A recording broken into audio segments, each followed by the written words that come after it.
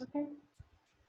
Welcome. My name is Daniel Mueller, and this is the fifth in a series of 11 webinars on the subject of executive execution. And today, I'm really excited to have you all with me, and I'm going to share my screen, and we're going to look at our deck for today. Just as a quick review, executive execution, 10 best ways to get solid executive results. This is our competency model. Let me just play the slideshow from this slide so you can see it better. So 5 categories of competency. What we've said over the last 5 webinars is that core character is the single most important category of competency, and it is the least measured. So most often, this is where we see huge failures in the executive world, noteworthy failures, the Jeff Skillings of the world, and yet we really don't measure core character. Then we talked about there's 4 other main categories of competency, and execution is what gets you into the executive rank and file, generally speaking. So this is the one that is most measured, is most often looked at, and most often a point of failure. Over here, relationship, getting along with others, management of people as well as projects, and leadership, the art of influencing others. So 5 categories of competency. In executive execution, we have our schedule here. Today, we're talking about leveraging intelligence, E5.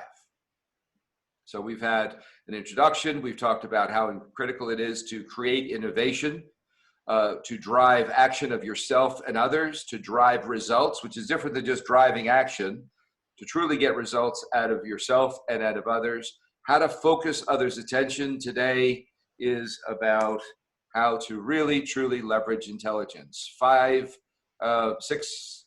key areas: increasing your intellectual agility, pushing yourself to think quicker on the fly, decreasing need for processing time, increasing expectations of your own flexibility, avoiding black and white or either or thinking, and drawing out brilliance from others. We use Socratic method for those that are new today.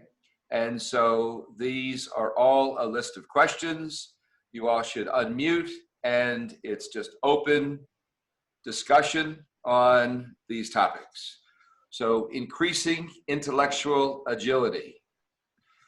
What is the moral of Kim's story for those that have done the reading? Kim's story in the opening. What is the moral of that story? Anyone? It's like be open to change and be flexible. Be open to change, be flexible. Good, Mitch. What else? In order for an organization to excel, they really need to bring in the diversity and the thought leadership of other people, especially those that are core in that segment or area or whatever. She was basically ignoring the people that knew what they needed to do. Yeah, gotta be able to leverage people and their smarts. She just had to be the smartest person in the room, right? Yep. Have you ever met anyone like that? Few founders here and there. All the time. Yeah. Good. It also felt like she was stuck in the past. Yeah. Yeah. Good. She was stuck in the past. She was doing what I call turning the crank, thinking it was going to work. And the harder you turn it, usually the faster it goes, but not always. Not always. Sometimes you have to just call timeout and ask others. So just that asking principle is the ask principle we'll revisit numbers of times throughout the next 50 minutes. So how do you define intellectual agility? How do you define it? How do you define intellectual agility? Carolyn, welcome. We're glad you're here. You're muted. Okay, how do you define intellectual agility? Anyone?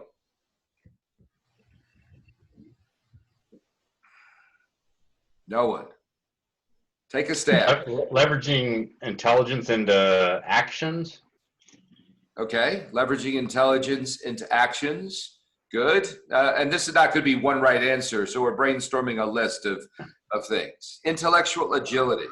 I would say, Open, I was just going to say, being able to think in different ways depending on what problem you're trying to solve. Yeah, that flexibility, right? Yeah. Good. That's another aspect of it. Good. And John, what were you going to say? I was going to say something similar. Open to new possibilities of thinking, different Yes. ways of thinking at the same problem. Absolutely. If we go back to our let's see, our first slide. How do I do this? Go back here. Sorry. Creating innovation. So leveraging intelligence and creating innovation kind of work hand in hand, don't they? Hey, Daniel, Go ahead. Daniel, I would add just being able to quickly assimilate lots of different information and make a decision, or make the right decision as quickly as possible. Yes. Assimilate lots of information and make a decision as quickly as possible. Yes. And the more senior you get, the more the faster you have to process, right? So here's the question is, what are the benefits of being intellectually agile?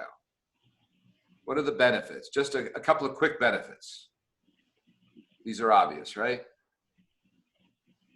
Yeah, I think you can arrive at a decision quickly and start making progress towards a goal. Yep. Good. What else?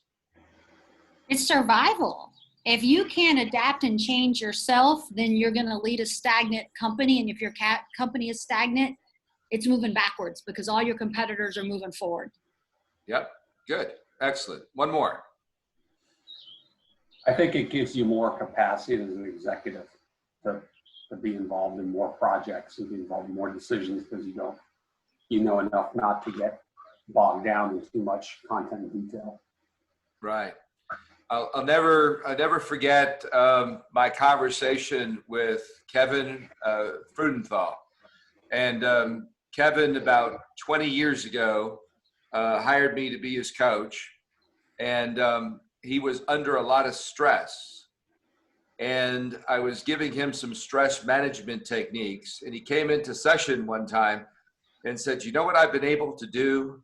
And he quoted me as saying all these things that I never said. So he must have had a dream or a conversation with himself, but he quoted me as saying, you know, it's not about learning more techniques, it's about expanding your capacity to handle stress. And I think that's exactly what you're saying, expanding your capacity to handle more and more and more. And if you're not agile, you're just not going to be able to do it. And if you have preset things in your mind that this is just how it is, then you're going to miss some very, very important opportunities for change. Okay, agree or disagree? Intellectual agility serves as a foundation for organizational agility. Agree or disagree? Agree. And why? Why does it say it's the foundation for organizational agility? Hey, Daniel, I would say, ultimately people are going to be driving driving you towards your goals, doing the work, and having intellectual agility may drive you to make organizational changes rapidly to position you to best serve that goal. Yep, absolutely. I think it increases your capacity to get results because you can work across and through more people. So because you can take on more things at the right level and you're agile enough to move quickly, and then you have resources under you, you can get more leverage. Mm-hmm. That's good. Yes, I agree with all of that. So what we have to do is we have to expand our ability to be intellectually agile. That's going to directly impact our ability to be organizationally agile. Fair? Okay, so pushing yourself to think quicker on the fly. That's one of the key aspects of this competency, leveraging your own intelligence and leveraging the intelligence of others. So now this is about you. How do you push yourself quicker than you already are? How do you do that? I mean, over the years, you've grown as an executive, right? Each one of you has had progressively more senior roles, and you pushed yourself to be faster in terms of making decisions, faster in analyzing stuff. What's the mechanics of that? If you had to break it down, how did that happen? Do you know?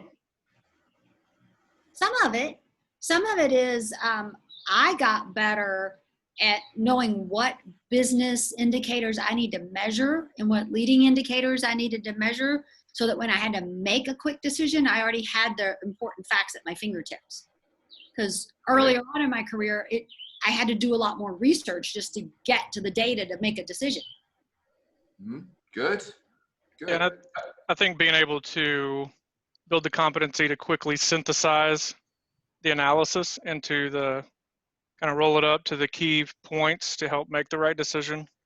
And that goes with not getting bogged down in the analysis too deeply and needing all the data, being able to take the most important key points of data and then move. Mm-hmm. I don't know if it's exactly answering your question, but I also think, we've all developed judgment through experience. And, we're capable of making decisions on 60% of the information we needed to do the same decision 10, 15, 20 years ago. Yeah, sure. Just, Yeah.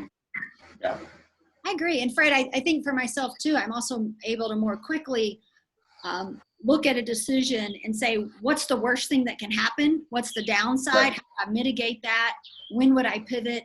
So you're more comfortable with the part of the risk that you're taking because you've already figured out how to mitigate for the risk on the downside. And I think a lot of that is experience. Yeah, and I would add to that pattern recognition, which is experience, right? You recognize the pattern, you've seen this movie before, you know how it ends. He just realized as you get farther, at least I have in my career, that your job is to make decisions.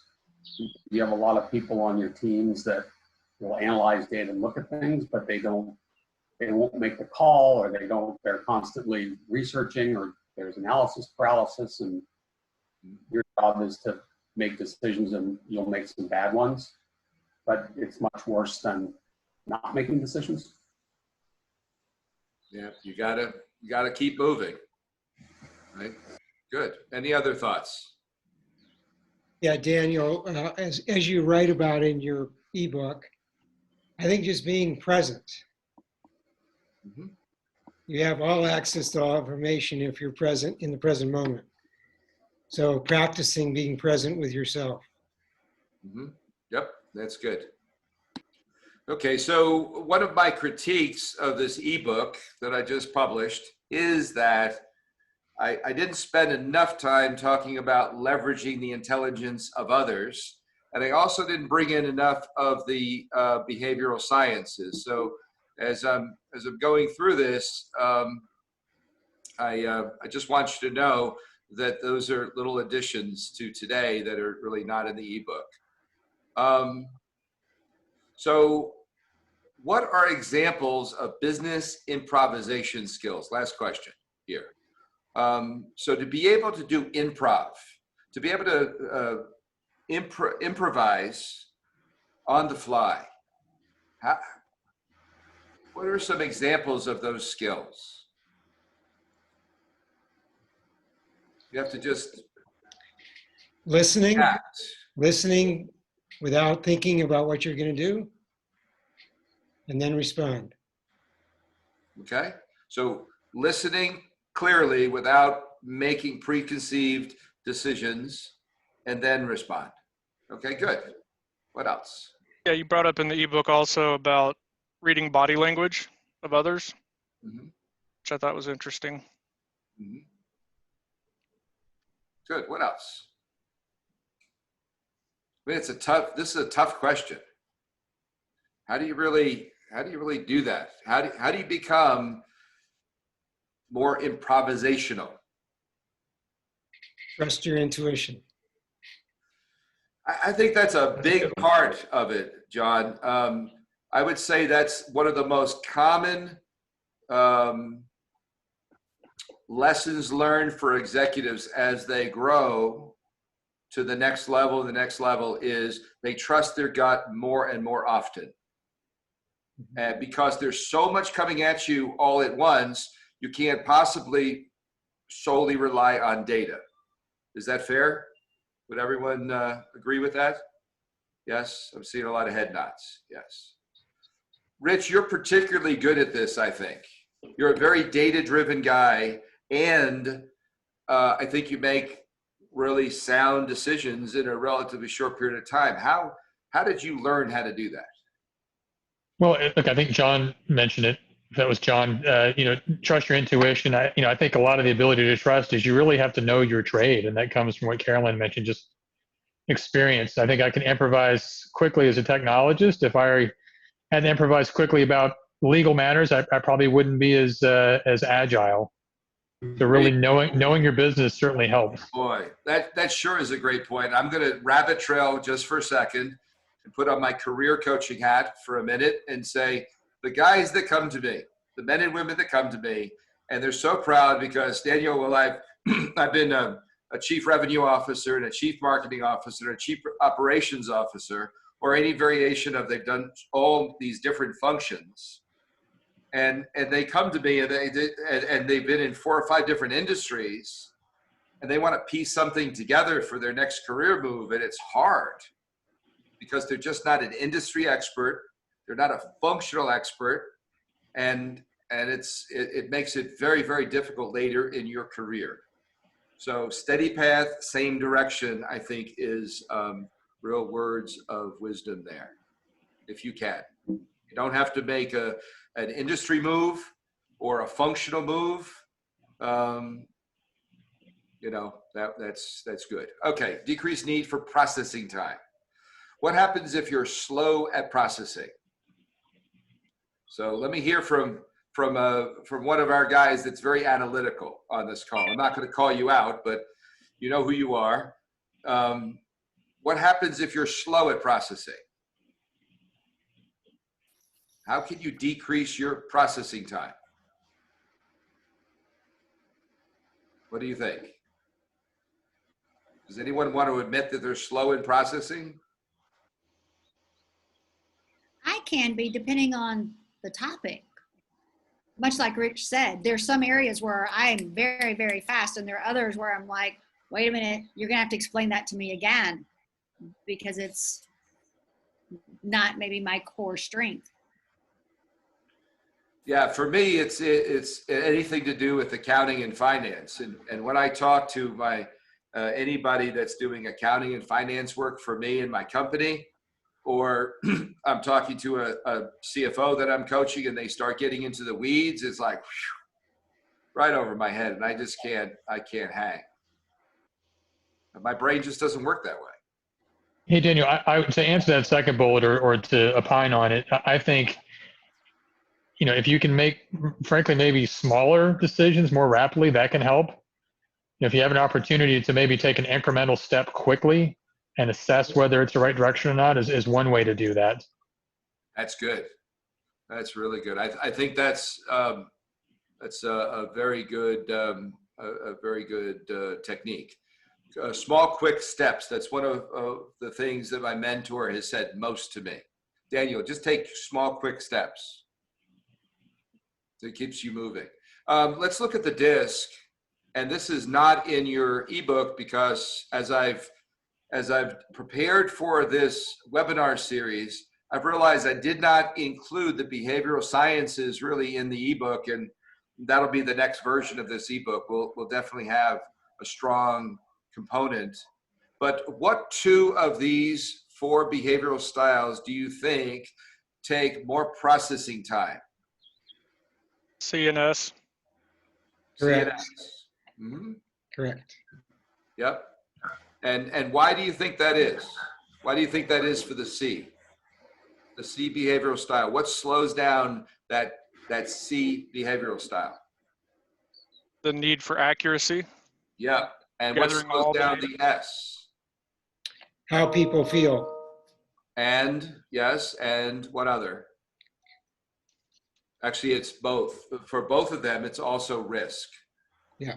It's about risk mitigation and avoidance of conflict. So the higher this score is, somebody that's scoring way down here and heavy combined C and S or S and C tend to be very conflict adverse. And so that'll slow down decisions because of a fear of creating disharmony. Yeah. Okay, so increasing expectations of your own flexibility, true or false? The higher up in an organization, the more flexibility needed. What do you think? True. Yes. Yeah, why?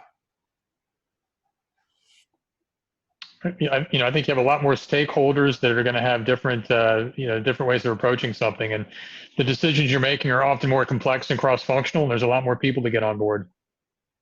Yep, very much so. Why else? Yeah, I was gonna say, it's going to steer the corporate culture in terms of how you as an executive interact with the rest of your team. And showing that flexibility lets them be more comfortable and reduces their anxiety about risk taking and putting out new ideas. Good, good. Anyone else? Good. So what are the benefits of being flexible versus being overly controlling? What are the benefits of being flexible versus being overly controlling? I think you get more done through other people. One, let's brainstorm. Top 10 list of reasons why. Get more done through other people. What else? Speed. Speed. Yep. What else? New ideas. New ideas. Keep going. More motivational, more inspirational. More motivational, more inspirational. Sure. More resilient. You're Yep. more resilient personally because you can hang with that. Right. And let me ask, I think, Rich, you're the most senior guy on this call. And so I have a premise I'm going to run by you. Control at the senior most levels is an illusion. Why don't you react to that for me? Yeah, I would agree. I mean, there are so many people, when you're making these sort of complex cross-functional decisions, and maybe an Orr that mentioned, just as an example, just making sure people are sort of bought in, that you're influencing them requires, a lot of, requires them to contribute, to provide input, to be bought into something. And that means you may need to flex a little bit on what you believe the goal or approach to achieving that goal is, and getting their buy-in. So yeah, absolutely. I do think there are times where occasionally something very timely or high risk requires, kind of a top-down approach, but those should be pretty rare. Mm-hmm. I hear this all the time from the Riches of the world. And Rich, you run what's the size of your company? About 4,000 people. 4,000 people. Do you disclose your revenue or no? It's about $1 billion. About $1 billion. And I hear this all the time. The larger the company, the more complex the company. The C-suite is just you're just not in control. It's an illusion. What you don't get to that level and be hiring people that are not also wanting to control their organizations. So you're really leading a bunch of leaders who are leading leaders, and they don't want to be told what to do, right? Yeah, that's very true. You got to influence them. Yes. Okay, good. So what habits can you create to help you become more flexible? What habits can you create to become more flexible? Slowing down and listening. Slowing down and listening. Absolutely. Asking And what's, people for their opinion. Yeah. go ahead. Listening. What's that? I said asking other people for their opinion and then listening, not stating your own and then listening to their response, but asking for their suggestions first and then listening. I'll tell you, the best executives that I've ever worked with have taught me that. I don't practice it, but boy, it just works, which is just let everyone around the room go first without unduly influencing people's opinions, and then you weigh in, right? I think that's great. Any other techniques? Same sort of corollary to that is just talking less. So, you know, tee up a conversation, resist the urge to jump in and give your opinion. Yep, very much so. I think the best executives are succinct executives. Fair? They get in, they get out, they choose their words carefully. So as you're thinking about trying to become more flexible, what would help you to do so? Danielle, I'm not sure I agree with what you just said. Okay. Okay, let's talk about it. I think that a lot of if they're good about being succinct, very much depends on when they insert themselves into the conversation. I think I think the timing is as important as what you say, how you say it, and how quickly and swiftly you say it. Yeah, I would agree with that. But don't you think that those that are verbose, I mean, you've worked with verbose executives, right? That just suck up all the air in the room. It's exhausting, but I've also worked with a chairman who hardly said anything at all, and it was also exhausting. There's a balance Okay. in there. That's fair. I would add, I think being succinct on work topics is important, and obviously, you want to engage people, provide enough sort of context and information, but maybe save verbosity or whatever the word is for just as you're building relationships with people. Get to know them. That helps you develop trust, helps them get comfortable offering their input on things. So I'm all for being verbose on the execution of work and spending more time on the relationship building piece, which facilitates, I think, the execution side. I think you meant to say you're all for being succinct on the execution of work. Yeah, that's right. You said verbose. Yeah. Yeah, I agree with you. That's a really good point. That's a really good point, that there's a time for verbosity. There's a time to just open up and talk and let people get to know you. And yeah, but there's also a time to just get in, get out, and be crisp. Thank you, Carolyn, for that. I love being corrected. I do. I truly do. Because I was wrong. Okay, avoid black and white, either or thinking. So this is one of the primary issues that is a career derailer and causes a lack of leverage of intelligence. This black and white, either or thinking. So what is it, first of all? Let's define it. What's black and white thinking? It's you don't understand the other side of the equation. You can't see that point of view. You can't see it because it's kind of a binary. It's this or it's that, right? The right and the wrong way. The right way and the wrong way of seeing it or thinking about it or doing it or. Right. Yeah, it seems to also quickly limit your options if you jump right to it's this or it's that. There may be other possibilities you're not even considering. Mm-hmm. I read Yeah, a good book on that I think subject. the real key is you're in that instance, you're being a judge. You're not being a leader.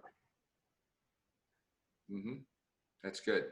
Yeah, I read a great book on the subject. Can't remember the title, but a common mistake we make is we say, well, I have to do either this or this, and I look at the two options and we get locked down in these two options. It's either this or this. And what we haven't stepped back and said, okay, what are all the options? And then it's, oh, it's not this or this, it's this or this, or maybe this and this and this. And so to explore more options and not just get locked down too early into either A or option B. Good. Okay. So why is seeing shades of gray important? And we'll talk about why it can be harmful as well. So let's talk about shades of gray, seeing those different shades instead of it's either right or it's wrong. Yeah, from my perspective, I think you may be posed with a problem you have to solve where there are no great or perfect options. And so you ultimately have to pick the best of what you might consider bad options or less than perfect options. Good. What else? Daniel, I think, I'll go back to the black and white question. I think it can be important to be black and white in terms of establishing your goals, being really clear what you want to achieve, but then absolutely ensuring that a lot of options are explored. If you want to call options kind of the gray, making sure you really have a good sense of the different paths you can take to get there. Mm-hmm. Yes. Sometimes you want to think a little bit outside the box. If you're too, focused on options and yes, no, you might not see a different way of solving the problem. Right. And then I would say that what we do want to be black and white about, like Rich said, is exactly how are we going to measure ourselves. It's a very clear, either we hit this goal or we don't. So exactly what this goal is. Also on integrity issues and character issues, right? We want to be black and white. It's either right or it's wrong. There's really a line that we don't want to cross, right? With certain issues. Good. Okay, any other thoughts? Okay, what are some great techniques to avoid black and white thinking? What do you think? What can we do to avoid black and white thinking, either or thinking?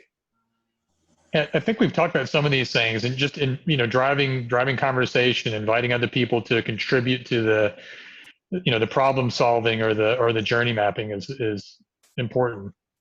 Mm-hmm. Yeah, very much so. How do we do that? So, it's come up multiple times before, the Socratic method in your meetings. Mm-hmm. I mean, really, if you think about it, that's the vast majority of this whole session is we're just using Socratic method. We just have a bunch of great questions. We're having great conversation. Everyone's adding to this, and we're coming up with a really great set of ideas as a result of the power of this group here. Yep. So Daniel, in my opinion, a lot of it starts with, what Rich talked about, where if you can communicate to your team what the clear needed objective is, but then you open it up on how to get there. I'm not going to tell my marketing team how they're going to generate the demand generation that I need. I'm going to tell them what I need. We need, this much in revenue. You tell me, what does that mean as far as leads, new, blah, blah. You break it down and let them brainstorm and bring new ideas. And you can do that across the whole business.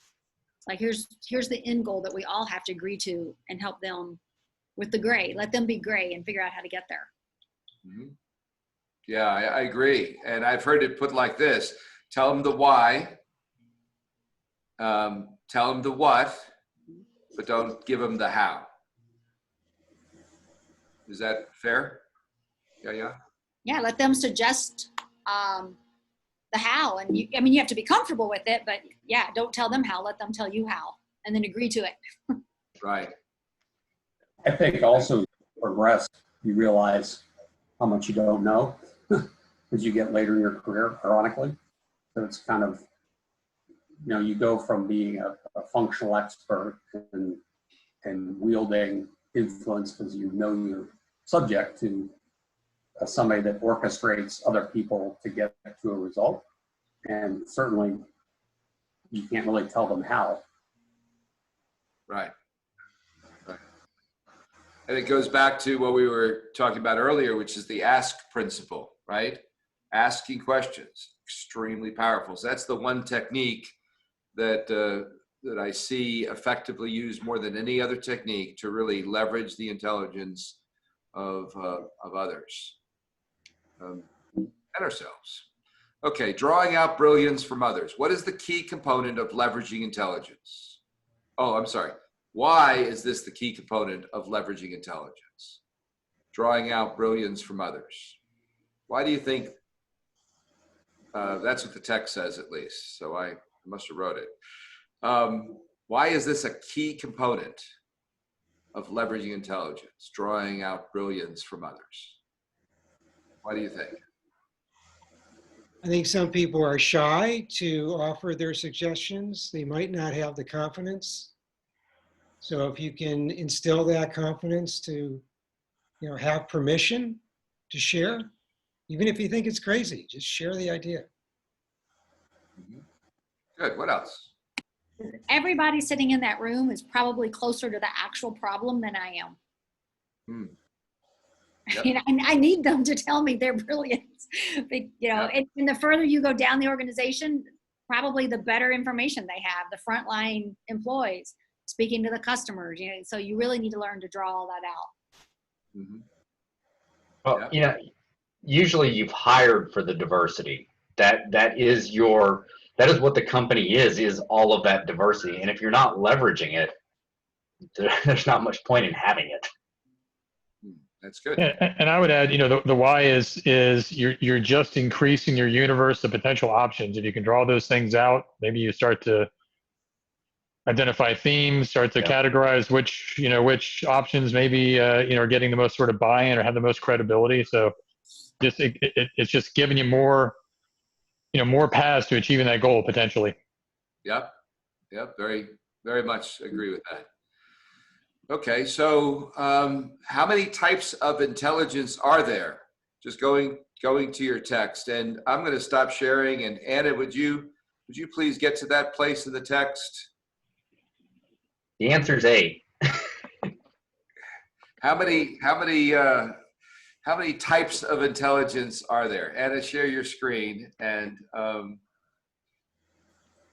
you at that place in the text, Anna? Yep, I'm sharing my screen right now. Okay, beautiful. Thank you.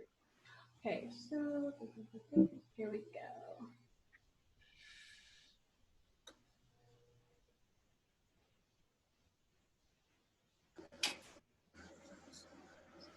Okay, right there. It was up a little. Up a little bit. Oh, sorry. Okay. Okay, right there. At least 8. Sorry. Howard Gardner, a Harvard psychologist, theorized there are at least 8 types of intelligence. These include musical, visual, verbal, logical, bodily, interpersonal, intrapersonal, and naturalistic. And then he considered later adding existential and moral intelligences to the list. All right, thanks, Anna. So what do you think about that? Just react to that statement for me. You know, I think everybody's going to gravitate towards several of these, but they're not going to have all of them, just innately. So you have to nurture what you don't have, or find it elsewhere. They don't have all. Maybe they're not really highly intelligent in each of the areas. You know, we really bifurcate, don't we, in thinking of intellectual intelligence and emotional intelligence.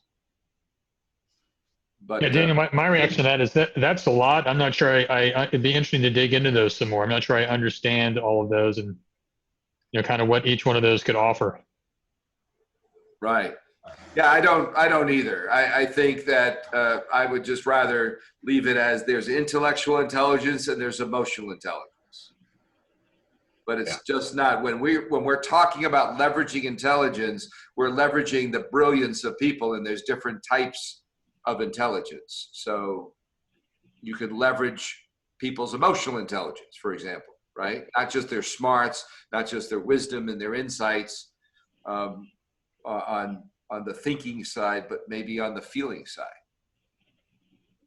Is that fair? Yeah, I think being aware of them, and you know, personally, I ranked my top 3 from strongest to weakest of the ones that I thought were core to me. But stopping and looking at the list with your team and figuring out where each individual probably sits is a good thing to do in order to have those organizational development discussions, and then also leverage for solutions to problems. Mm-hmm. You know, one of my favorite books is Emotional Intelligence 2.0. And it's really great to be able to get your whole team to buy the book.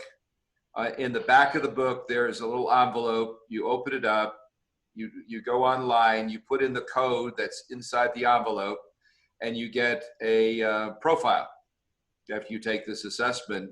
And it gives you a score in emotional intelligence in various areas. So it takes the whole subject of emotional intelligence and breaks it up into various categories of emotional intelligence.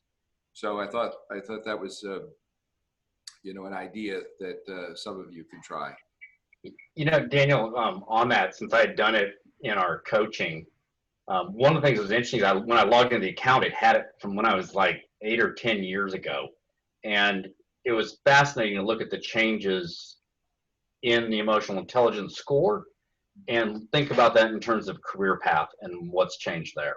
So it's definitely linked. Yep, very much so. So next question, why do you need to be an expert facilitator? Why do you think I say that?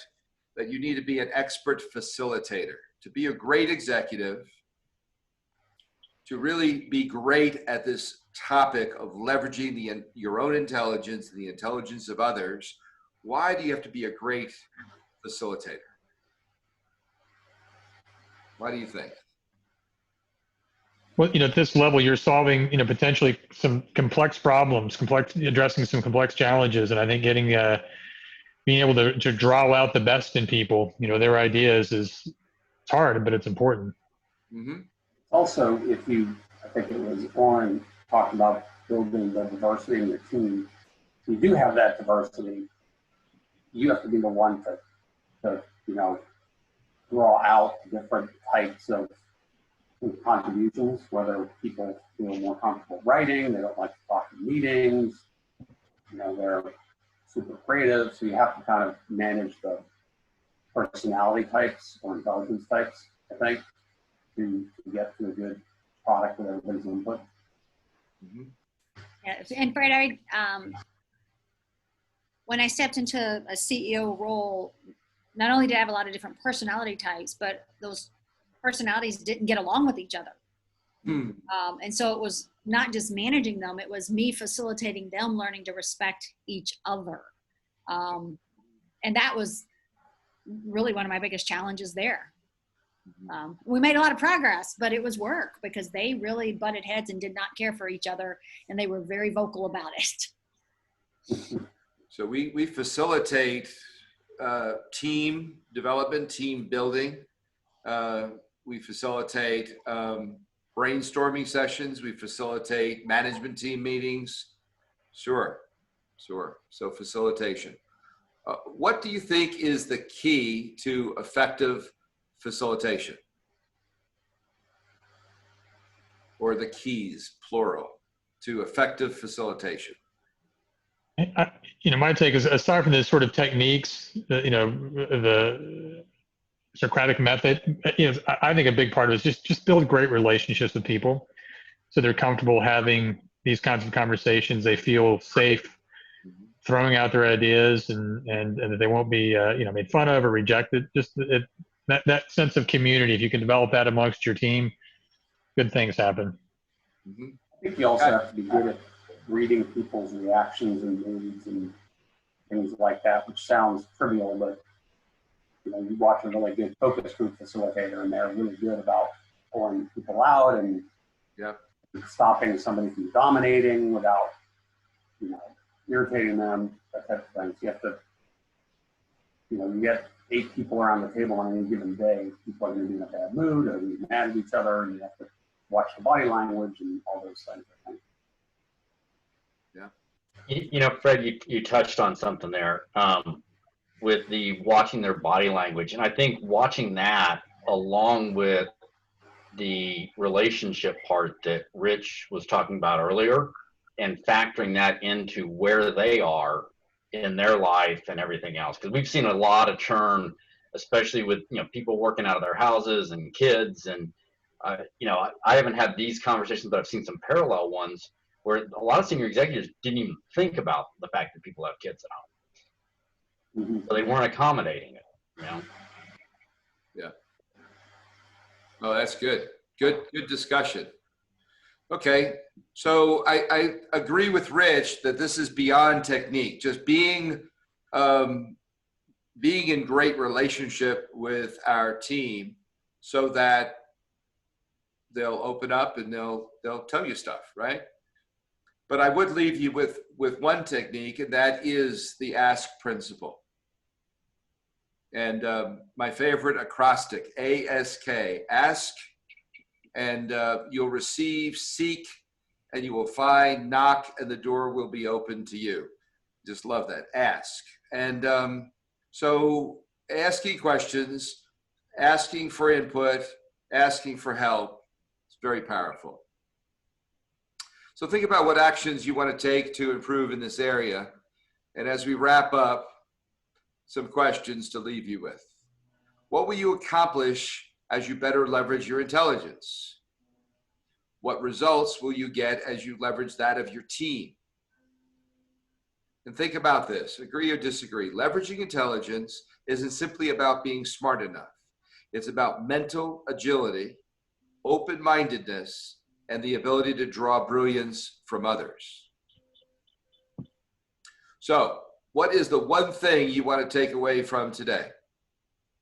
What's the one thing you're going to take away from today? Let's just go around. Fred, one thing. For me, it's just remembering that I'm not the smartest person in the room, and that I probably don't have the answer, and I need to let other people lead the team to the answer. That's good. Mitchell. Yeah, so I like the idea of making quick, small decisions and moving fast. Good. Rich. I think that just recognizing this as a skill set to be developed, just like you might develop, any other of your executive or technical skills. Yep. Oren. Yeah, I think it's like you're saying with the ask, listening to those people, knowing what their specialties are, knowing what's going on in their lives, and optimizing and focusing on that so that they can deliver their best. Yep. Excellent. And John.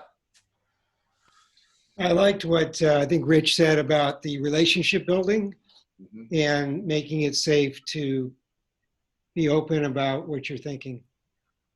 Yep. Sharing. Yeah. Excellent, everyone. Well, very good meeting. Just for the record, it's exactly 2:55. So we end at 2:55.